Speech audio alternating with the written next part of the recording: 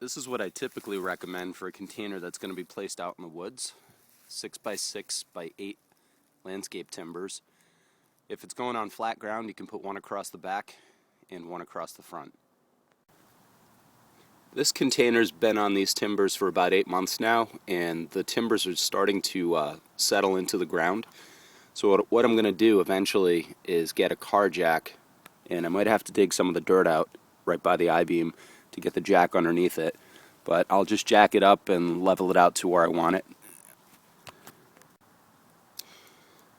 What I did here was I made the 6x's flush with the front of the corner cubes of the container. That gave me an overhang right here that I could use 2x10s to make a ramp, which just clears the door locking mechanisms, so that way I can get my quad in and out pretty easily.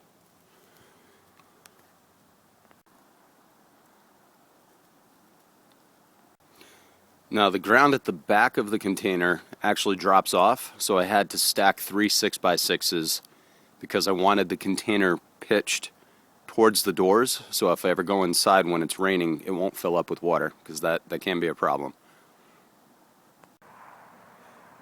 This is another avenue you can take as far as putting in a foundation for your container. And what they did here was they dug out all the loam, or the topsoil, and they put down a bed of crushed stone. So the container sits right on the ground, and it allows for drainage of water from underneath the container so it's not sitting in water.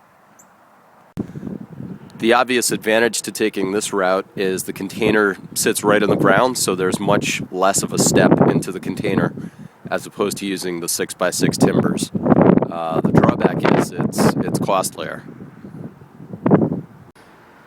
Another option is to place your container directly on asphalt, which is, I think that's fine, because water isn't going to collect under the container, it's going to drain off.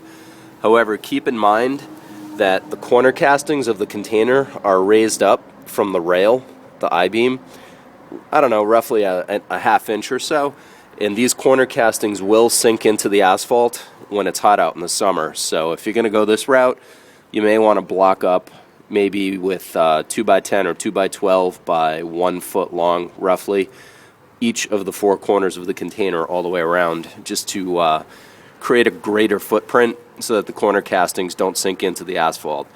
If that's not an issue, if you don't really care, then you could just put it right down on the asphalt.